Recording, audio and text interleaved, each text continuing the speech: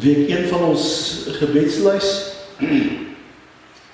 standvastigheid te midde van verdrukking, volharding in geloof. Ons dink aan lande soos Noord-Korea, een van die lande met die grootste en die ergste vervolgings. En ons sien, dink ook aan die wêreldgebeure, die verborgde ondergrondse kerk se oorlewing.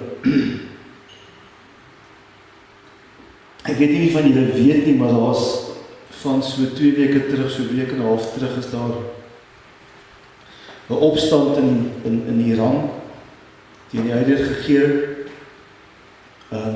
Maar ongelukkig lê Christene ook teen hierdie opstand.